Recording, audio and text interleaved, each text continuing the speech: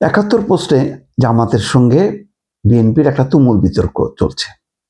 এই বিতর্কটা একটা নতুন প্রেক্ষাপটে। আগে কখনো বিএনপির সাথে জামাতের এই ইস্যুতে বাকবিতণ্ডা হয়নি বা মুখোমুখি অবস্থান হয়নি। কারণ রাজনৈতিকভাবে আওয়ামী লীগের বিরুদ্ধে আন্দোলন করতে যে লম্বা সময় ধরে জামাত বিএনপির জোটে ছিল। এই জোটে থাকার কারণে জামাতের যে মুক্তিযুদ্ধ বিরোধী অবস্থান, সেই অবস্থান নিয়ে বিএনপি কখনো প্রশ্ন তোলেনি।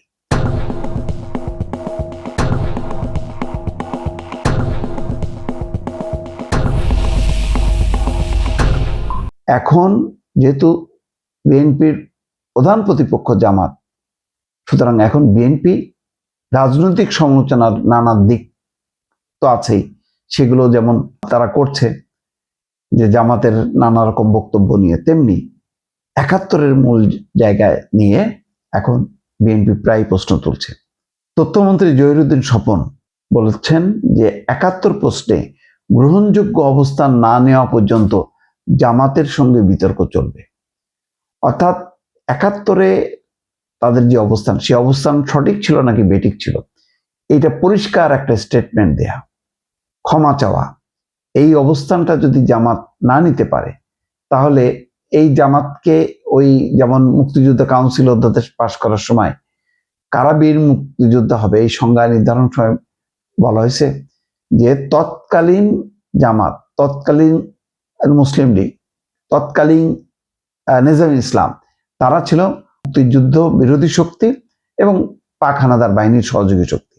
এখন যদি এই জামাত, বর্তমান জামাত, যদি ওই তৎকালীন জামাত এটার সাথে যদি তাদের ডিফারেন্সটা যদি ক্রিয়েট করতে না পারে, যদি বলে যে না ওই জামাত আর এই জামাত একই, তাহলে কিন্তু এই বিতর্ক চলতে থাকবে। এবং জামাতের জন্য সবচেয়ে অস্বস্তিকর হলো যে আগে আওয়ামী লীগ কথায় কথায় তাদেরকে খোঁচা দিত, বিতর্ক করত, জামাতকে রাজাকার, আলবদর, এই সমস্ত নানাভাবে অভিযুক্ত করত। এখন ঠিক বিএনপি কিন্তু ওই কাজটাই করছে এবং বিএনপি শালীনতা বজায় রেখে যতটুকু সমালোচনা করা দরকার সেগুলি করছে। হ্যাঁ, আওয়ামী লীগের মতন একেবারে সেই ভয়ঙ্কর ভাবে চরিত্র হনন করছে না, কিন্তু ফজলুর রহমানের বক্তব্য, আন্দালি পার্থের বক্তব্য, শামা ওবায়দের বক্তব্য, জহিরুদ্দিন স্বপনের এই বক্তব্য, এই সবগুলো মিললে বোঝা যায় যে জামাতকে কিন্তু ৭১ পোস্টে ছাড় দেবে না। এবং এটাই হয়তো জামাতকে কোণঠাসা করার বিএনপির অন্যতম রাজনৈতিক হাতিয়ার। সেই হাতিয়ারটা বিএনপি প্রয়োগ করবে, কারণ এখন এক সময় জামাত ছিল বিএনপির ব্যানারে বা আন্ডারে, অধীনে, তখন হয়তো মানে টেকনিক্যাল কারণে বিরোধিতা সত্ত্বেও মুক্তিযুদ্ধের ব্যাপারে বিএনপির অনড় অবস্থান বা অনমনীয় অবস্থান বা কঠিন অবস্থান সত্ত্বেও তারা কোনো কোনো ক্ষেত্রে একটা কৌশলগত একভাবে ছাড় দিয়েছে। কিন্তু এখন তো আর সেই ছাড় দেওয়ার প্রশ্ন নেই, কারণ আওয়ামী লীগ দেশে নেই। প্রধান বিরোধী দল হিসেবে বিএনপি প্রতি মুহূর্তে, প্রতি শব্দে শব্দে সংসদের ভেতরে বাইরে যেহেতু বিরোধিতা করছে, সুতরাং বিএনপিকে কিন্তু এখন সমালোচনা করতে হচ্ছে। জহিরুদ্দিন স্বপন কি বলছেন?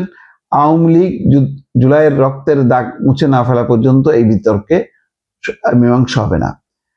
আওয়ামী লীগ মানে জুলাইয়ের রক্তের দাগ মানে মুছে না ফেলা পর্যন্ত এই বিতর্কের মীমাংসা হবে না। একইভাবে ৭১-এর গণহত্যা প্রশ্নে গ্রহণযোগ্য অবস্থান না নেওয়া পর্যন্ত জামাতের সঙ্গে বিতর্ক চলবে।